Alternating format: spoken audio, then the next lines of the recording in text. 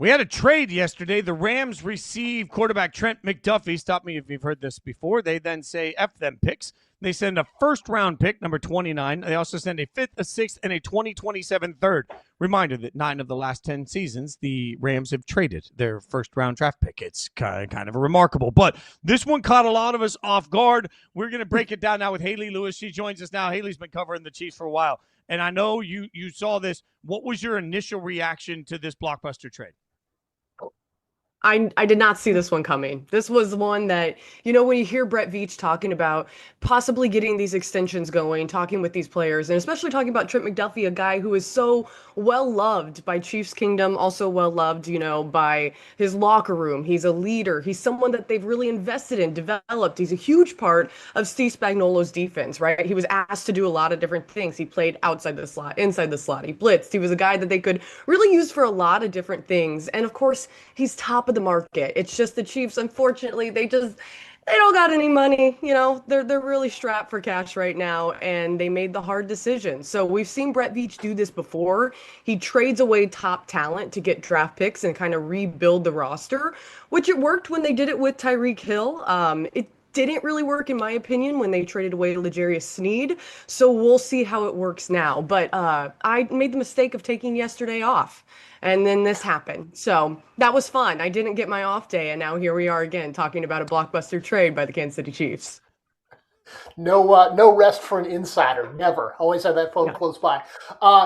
We talked about the number 29 pick there, but everyone in Chiefs Kingdom was focused on the number 9 pick. And you may have just answered this, but if you have the option there to fill that running back need, do you look at Jeremiah Love, or do you try to get Kenneth Walker or someone else through free agency to address that need?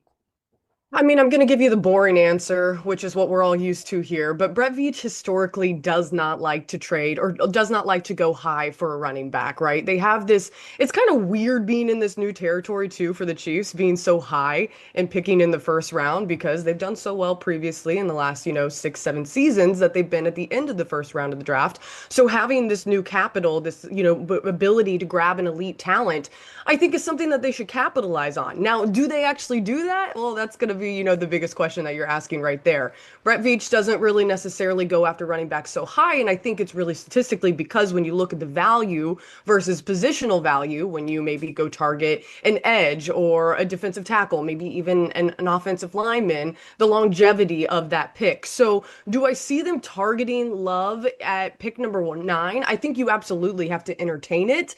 I have this gut feeling that it doesn't happen. Maybe they go after a wide receiver. Maybe they go after edge. Maybe they can find a corner that could potentially be at that number 9. But the good thing is this is the first time since, 2022, where Kansas City has 2 picks in the first round. That was coincidentally after they traded away Tyreek Hill, and then they actually picked up Trent McDuffie in the first round along with George Karlaftis. So we're seeing history repeat itself. I think maybe Kansas City leans to free agency in this one. I think that might be more bang for their buck. It's not what fans are going to want to see, because fans have been begging for a top running back talent, and Kansas City keeps delivering, redos like Kareem Hunt, and that's not to knock him. But we'll see what happens. I just see them maybe going after free agency a little bit more in terms of longevity for money over the years coming and value. So let's stick with the fans for a second, because they're frustrated. They're used to championships in Kansas City. What do the Chiefs need to do to get back to the top of the AFC West this offseason? I don't think it's necessarily panic and clean house quite yet.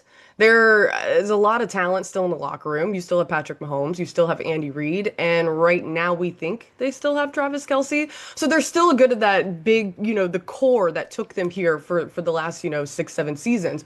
I think realistically, though, they have to change their strategy, right? And when I talk about historically how they haven't gone after a running back at that pick or those higher value picks, I think that maybe this is the time that they start mixing things up.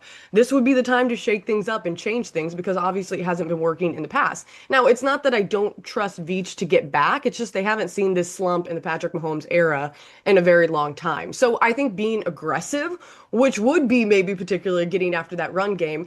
And then what I thought was interesting is when at the combine, Brett Veach was actually asked about protecting Patrick Mahomes. and making sure that coming back from his knee injury, he would be good. And instead of talking about pass protection and the offensive line, he actually started going into how they need to have an explosive running back. They need a lead on the run game.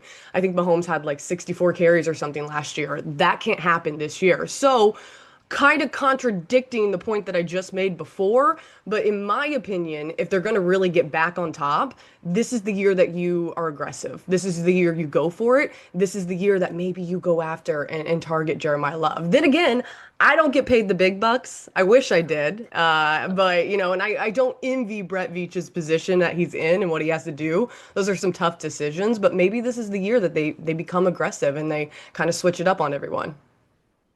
This may be the exact opposite of an aggressive move, but you mentioned Tyreek Hill before. He's got obviously a way to come back from his knee injury, but Yeah. could you see them entertaining him in free agency? I think it's far-fetched. Here's the thing with Tyreek. Again, a fan favorite, but I think sometimes people are living in the past a little bit here. Tyreek did incredible things in Kansas City, and he is a top talent. We all know that, but he is dealing with a lot of health issues right now. And when age plays into it as well, and I think, you know, as someone who's, you know, creeping up on 33, I don't like to throw him under the bus, but we got to be realistic about this when playing in the NFL. So age is a part of it as well as health, but I think when people were throwing around the idea of this reunion, we're living a little bit in the past. You know, you're reminiscing, you're thinking he's going to come back and be Tyreek Hill from 2017, 18, 19 with the Chiefs, and that might not be the case. Right now he needs to get healthy. Also, he might not even be healthy by week 1, which the Chiefs are already waiting on Patrick Mahomes to be healthy by week 1. So unless it's this low, you know, I would say low risk, like 1 year sort of deal that really works in the team's favor, maybe I could see it happening. But I think it's more of a fantasy and just kind of like this feel good feeling that we're all trying to get back to rather than reality. Okay, so feel-good feeling takes us to Kelce, who, like, we're talking about Kelce like he's 800 years old and needed a walker on the field last year. Like, he was still Thank you. very effective tight end last year. Do you believe that Travis Kelce is a tight end for the Chiefs this season? I mean, what are we, March 5th right now? And we're getting closer and closer to the new league year on the 11th. So I think from the conversations we hear from Brett Veach, especially how he spoke about him at the combine, it seems like both parties are having great conversations, very open. I can't imagine Kelce being someone to screw his team over by not letting them know, by holding out on this decision. But I can also understand that this decision is a very hard one to make. You know, you're choosing to really hang it up, and you're also choosing to hang it up on a season in which your team didn't even make the playoffs and your quarterback tore his ACL. So it would be an unfortunate way to go out. I don't foresee him choosing that route. Now, I'm not saying Kelce's going to come back and be the greatest thing ever and go back to what he was in 2019 when he was a younger buck, but I do expect Kelce to come back this year. It sounds like that's the conversation with the front office, and because we're this far and this close to the new league year, it kind of points to him being able to come back. So we'll see. This has been the saga we've been talking about since, you know, the season wrapped, and even before the season wrapped, we were talking about it. I think it's unrealistic to believe that he's the same person and going to be the same talent. But like you mentioned, we're acting like this man is, you know, like this 800-year-old decrepit guy walking around with a walker like he can barely get on the field. He still puts up the numbers. He's still the top of the market. So I think if Kelce comes back, great for the team. It's great value. They still need to definitely invest in building up that tight end position and someone, you know, coming in behind him, filling in those big shoes. But we're this close to the new league year, so I think that points in a positive directions for fans. He's got a lot on his plate, but I don't think he's done yet. He's got that fire still. All right, this is the question where Chiefs Kingdom has to just take a moment, find their center, be calm. Patrick Mahomes, what is the status of his recovery? How confident are you that he's going to be ready to go week 1? If there's any person in the league that I know is extremely motivated and who would make sure he would sew on his own leg, you know what I'm talking about? This is the kind of guy who would go get it done. Patrick Mahomes is going to find any way possible to be back on that field come week 1. He is probably one of the most tunnel vision when it comes to dedication, discipline, and being ready for his team. He's a huge teammate. He doesn't want to let his team down, but he's also a leader. And I think on top of that, he's a go-getter. We've seen that since he started in the league. And I think without a doubt, he will be ready week 1. Now, he has some of the best trainers in the world. We've already seen him back in the gym with his trainer, Bobby Strope. We've already seen, him continuing to rehab and get after this. So if anyone's going to attack it and be able to get that ACL tear back intact as quickly as possible, it's going to be Mahomes. So I think he stays ready. I think, again, the conversations that we've heard from the front office, the team, his representation as well,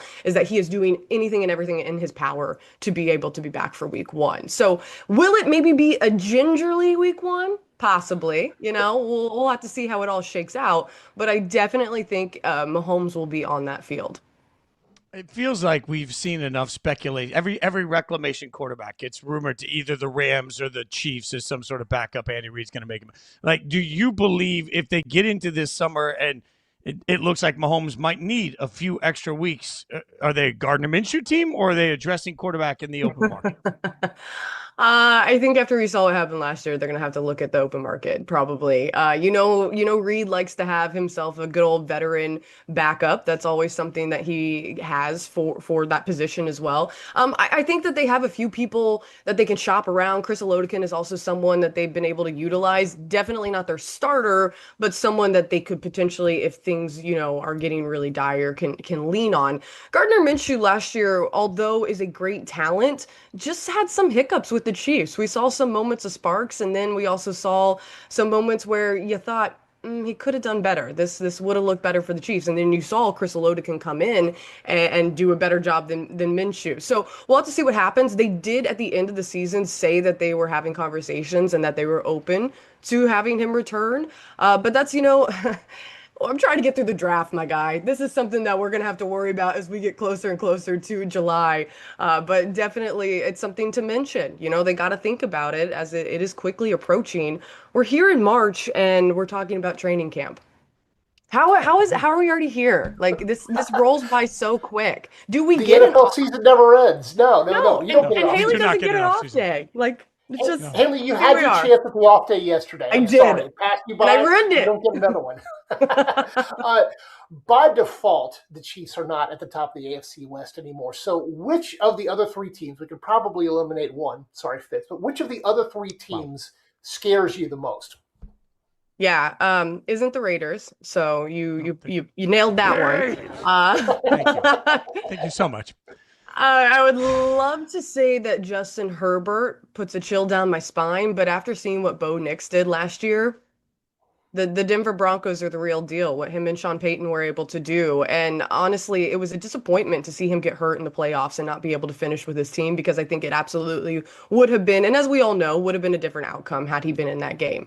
So I think he's the real deal. I think he's a great talent. I think also they have an incredible defense. Might not be a huge fan of their head coach, but he definitely gets it done. And as you guys know, he goes in there and he reshapes franchises. So I think the Denver Broncos are really going to be the team that sticks it to the Chiefs. They've always been kind of the thorn in their side as well. I know that we talk so much about the Raiders being that historical, rival with Kansas City, but really I think it's going to be the Broncos that give them a real run for their money. That's not to negate or take away from Justin Herbert and what the Chargers are doing with Harbaugh, but I definitely think that he's dealt with so many injuries. Herbert continues to, have this issue with getting to the playoffs and finishing in the playoffs.